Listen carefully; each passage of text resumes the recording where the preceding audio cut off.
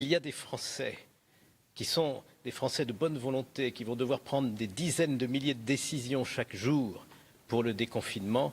Il faut leur dire, pour qu'ils puissent le faire de bon cœur, en toute sécurité, que ces décisions ne leur seront pas mises à charge à eux. Elles seront mises à charge de ceux qui, en réalité, ont défini le système et ont décidé des moyens à mettre en œuvre. Autrement dit, je ne veux pas, moi, d'un dispositif qui permettrait de poursuivre les petits et de protéger les puissants.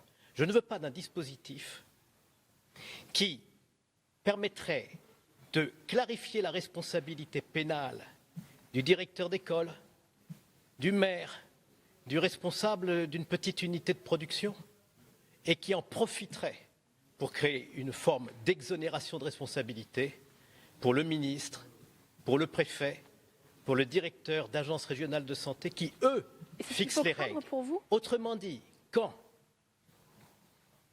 un maire, un chef d'atelier, un directeur d'école respecte les obligations particulières de prudence qui sont prévues par les lois et les règlements qui ont été mis en place pour lutter contre le Covid-19, je ne vois pas pourquoi on lui ferait courir un risque pénal. En revanche, ceux qui posent les règles, il ne s'agit pas de les mettre à l'abri.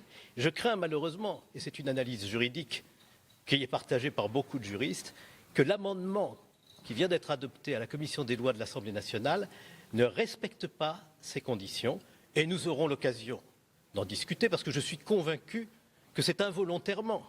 Parce que je n'imagine pas que quiconque voudrait protéger ceux qui sont les décideurs et non pas ceux qui vont appliquer sur le terrain les mesures de déconfinement. Très rapidement, vous êtes optimiste pour la commission mixte paritaire ? Je suis toujours optimiste parce que je pense que le débat permet toujours de faire progresser une vision partagée de l'intérêt général. Et nous sommes dans une période de la vie publique où chacun doit prendre ses responsabilités. Eh bien, merci beaucoup.